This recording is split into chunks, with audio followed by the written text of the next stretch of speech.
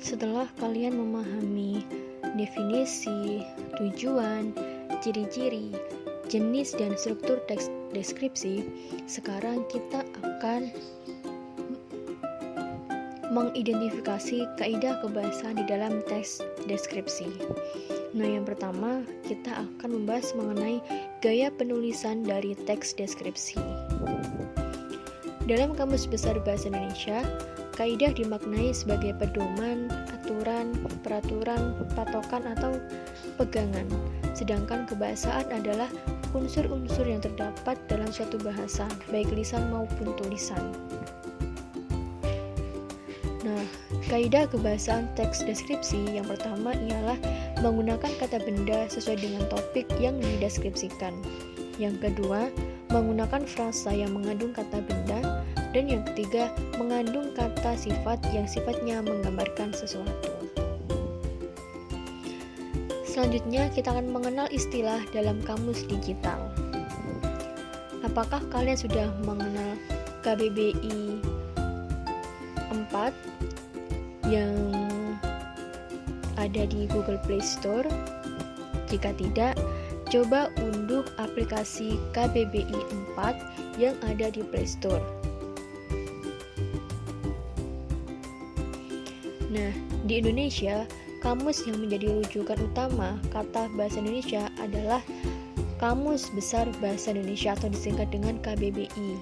KBBI tersedia dalam format cetak dan digital. Format cetak bisa kalian dapatkan dengan membeli bukunya di toko buku seperti Gramedia dan Togamas.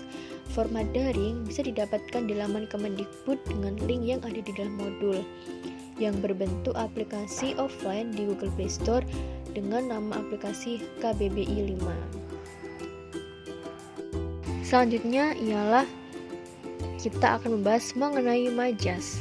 Majas adalah gaya bahasa yang digunakan untuk menyampaikan pesan secara imajinatif atau berupa kiasan.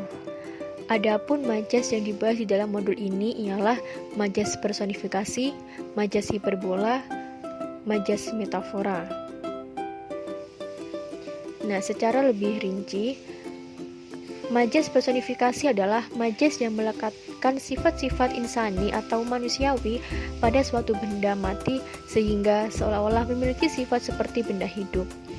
Nah, sebagai contoh, Bel itu memanggil anak-anak untuk masuk ke kelas.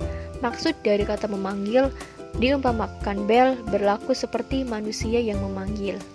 Yang kedua, hiperbola, yaitu gaya bahasa yang mengungkapkan suatu benda secara berlebihan bahkan terkesan tidak masuk akal. Contohnya, sampai sekolah peluh membanjiri bajuku. Nah, maksud dari kata membanjiri artinya adalah peluh atau keringatnya banyak dan baju menjadi basah. Yang ketiga adalah metafora.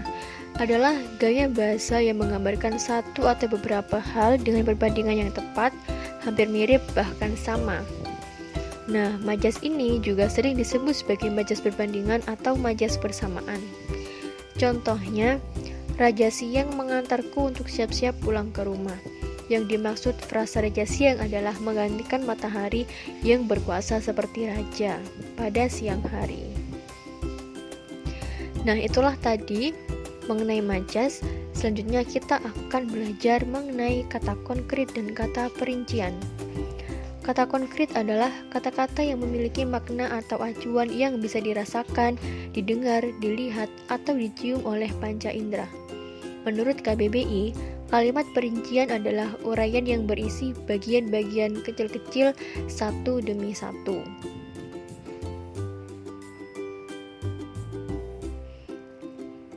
Nah, sebagai contoh pada kata konkret ialah seperti pasar, sekolah, ikan bandeng, dan damar kurung.